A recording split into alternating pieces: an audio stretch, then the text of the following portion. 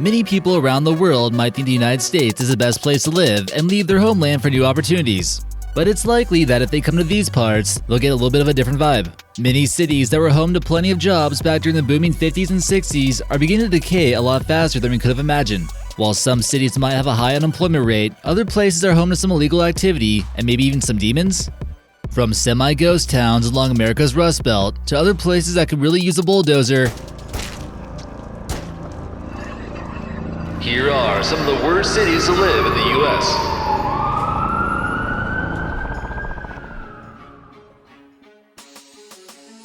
Number 13. Camden.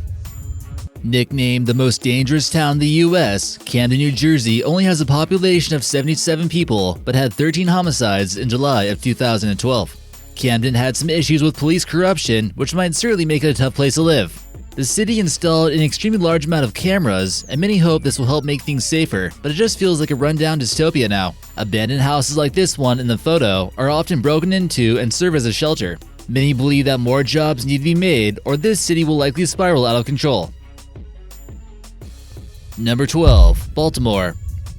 As of 2015, about 23% of Baltimore's population lives below the poverty line. Many people are trying their best to move from this place. Only about 56% of high school students make it to graduation, as opposed to 80% of the rest of the country. There is a 20-year life expectancy difference among those living in the poorer parts of the city as opposed to those living in the more affluent areas, so you can see why it might not be the best place to live. Gangs have taken over the streets and are responsible for a lot of bad stuff that goes on here. This place is home to the Baltimore Crew, which is an Italian group associated with the infamous Gambino family. Number 11. Stockton, California. From first glance, it might seem like a normal town, but appearances can be deceiving, and the deeper you go, it only gets worse. The pollution here seems to be getting a little bit out of control, and whoever gets paid to remove the graffiti will certainly have a steady job. Stockton is certainly not a place you want to be rolling through late at night, and most people who come here are looking for trouble. It ranks high on many bad lists that might surprise some people. It managed to tie the city of Montgomery, Alabama for the most obese people with a rate of 34.6%. In 2012, it ranked 8th as the most miserable city in the U.S., largely due to a sharp decline in home value and its high unemployment rate, which has hit about 15% in recent years. The people living here aren't too smart either, ranking as the 3rd city with the most illiterate people. Only 17% of people here hold on to a college degree. It's not uncommon to see people putting bars over their windows to help prevent any property crime. This makes it rank high in that category. Stockton, California is only safer than 3% of cities in the U.S. Number 10. Albuquerque. Try living in a city where you constantly forget how to spell the name. There always seems to be some strange news that comes out of the state of New Mexico that really makes you wonder how mentally stable the people who live here are. Recently, some madman chased a truck with his kids inside, used a fake siren, pretended to be the police, and shot the truck for no apparent good reason. His excuse was that his neighbor had said that this man driving the truck was a troublemaker. Living in this state is almost like living on an island surrounded by desert instead of ocean, and there's really not much to do in the surrounding area. It's constantly windy here, and the teachers are ranked as some of the worst in the country. Only 31% of the students are able to pass a standard English test. Even though it's the desert, it still manages to snow about 8 days each year, and the job market seems to be struggling. Number 9. Atlanta, Georgia. Violent crime has always been a problem with Atlanta, and it's been above the national median for crime for quite some time. The crime rate has slowly begun to decline, but it's still ranked high in many categories. Places like College Park have been known to be one of the rougher parts of town and have been featured in rap songs by Ludacris. The city went through an urban decay around the city center in the 80s, and things got much worse. In 1994, the city was ranked the most dangerous in the country. It became an important distribution center for all kinds of illegal stuff. Number 8. California City. Planned to be the next major city of California, a real estate developer decided to buy 80,000 acres of land of the Mojave Desert in 1958. With dreams of creating the next master planned city, his dreams fell totally flat and it's basically a giant wasteland. The city just wasn't meant to be. The primary residents who live here were people who work at the Edwards Air Force Base and California City Correctional Center.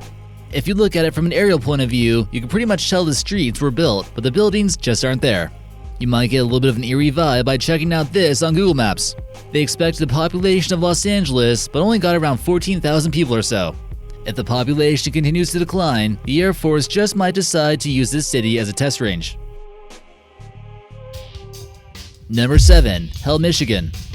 Sounds like a nice spot for a honeymoon, right? A fairly ironic name for a state that gets quite a bit of snowfall each year. Here we go, Hell, Michigan. On a cold winter day, Hell could literally freeze over. The town was originally settled by a bunch of rowdy bootleggers, and when the city founder was asked what he should call it, "I don't care, you can call it Hell for all I care." The name stuck, and the residents have embraced the evil name and have utilized it to their advantage for tourism. Some of the city's websites encourage people to buy land here so they can own a piece of hell. Don't let the devil get the best of you if you visit their liquor store too. You can even get married here by the devil himself. Number 6. Oakland. You better believe Mark Zuckerberg won't be moving to this part of the Bay anytime soon. There's good reason why the Oakland Raiders decided to switch cities. Crime and homelessness in Oakland has escalated to unimaginable levels during the late 1960s and the end of the 1970s. The homicide rate is twice of that of New York or San Francisco. Crime remains a serious issue in Oakland, and it's given the city a rough reputation among the other cities near the Bay Area. Oakland averages 3 shootings per day, some of which cause injuries to bystanders. Property crime is widespread throughout the town, and car theft happens to 1 out of every 40 residents here. So find yourself somewhere else to park your car. Number 5. Memphis. Memphis, Tennessee has seen a dramatic increase in crime and clearly within the top 5 most dangerous cities in the US. In other years, it's been number 1, like in 2006, when it ranked highest for violent crime. There's an estimated 182 gangs roaming the streets, with 8,400 living within Memphis County. The homicide rate in Memphis is nearly twice that of Chicago's this year, and it seems like it won't be getting any better for this town. Unemployment has hit 12%, and apart from Graceland, this town doesn't have too many attractions for people to check out. Some parts of the city just seem downright spooky, and will certainly give you the creeps. This city needs to hire some bulldozer drivers quick. Things can be scary as well across the Mississippi River into West Memphis, Arkansas, so watch out. Number 4. East St. Louis. Both St. Louis's could easily make this list, but it gets even worse if you take the Congressman William L. Clay Sr. Bridge to the other side. East St. Louis was once the 4th largest city in Illinois, and on the other side of the Mississippi is the beautiful St. Louis Arch. But over the years, people from this town in the Midwest have fled their homes, mostly due to economic hardship. The city is beginning to resemble a ghost town, and it has one of the highest murder rates in the country. But now, if you begin to explore this creepy place on Google Earth, you'll also notice many abandoned things, empty parking lots, and very few cars driving on the streets. The once bustling Collinsville Avenue is now tagged up, and buildings are beginning to rot. As you're scrolling through here, you're just kind of wondering to yourself, where the heck is everyone? Some of the wealthier looking homes seem to have that creepy Victorian age architecture to it, or just some downright spooky looking trees. Number 3. Cleveland, Ohio. While Cleveland, Ohio might have some nice areas and things to do, there's just something not right about it. To start off, it has the 4th worst unemployment rate in the state, coming in at 16%. The weather is definitely rough during wintertime, the sports are usually bad, and it's not always too easy to make money here anymore. The housing is priced by demand, and there simply isn't a ton of demand to live here. People often tend to complain about traffic and never any construction that disrupts their daily life. The west side of the city might be livable, but if you go too far east, you might run into some rough areas. Number 2. Detroit, Michigan. Alright, we've mentioned it before, and we'll say it again. Detroit isn't the greatest place to live in the US, but on the bright side, it's getting a little bit better. Good enough to keep it from making number 1. Some people claim that the downtown area of Detroit has been revitalized, but it's recovering from its wounds. As you explore through this city in urban decay, you might not realize at first glance that some places are abandoned until you look behind some of the trees that are growing in front of them. In the neighborhood of Ravendale, 2 out of every 3 homes are abandoned. And number 1, Gary, Indiana.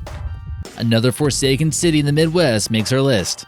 It once had a booming population during the late 1950s and 60s, and would have a population of 178,000 people at its peak. The city prospered from steel factories and created things like refrigeration units, televisions, building automobiles, and so on. Things started to decline quickly in the 1970s as people began to lose their jobs. This happened once there was more competition from other countries, and it began to replace those once prosperous jobs. Tens of thousands of people began to move elsewhere not long after. Once this happened, crime took over and was beginning to look like an apocalyptic ghost town in some areas. Consider spending some time browsing this place on Google Maps, and you'll come across many unkept homes. You'll see how many places could really use a weed whacker. This city maintains an infrastructure that was built for 178,000 people, but only 80,000 people hang on for dear life. There was also a house out here that was known as the House of 200 Demons, which was purchased by Zach Baggins. It's currently demolished and was in the movie called The Demon House, but you can still find it on Street View. The former inhabitants all needed an exorcism and was apparently home to an 8-foot demon with horns and horse feet. There's a 2-hour-long documentary that you can check out for free on YouTube. American Eye recommended. So what'd you guys think of that video? Be sure to hit like, comment, and subscribe, and we'll see you next time.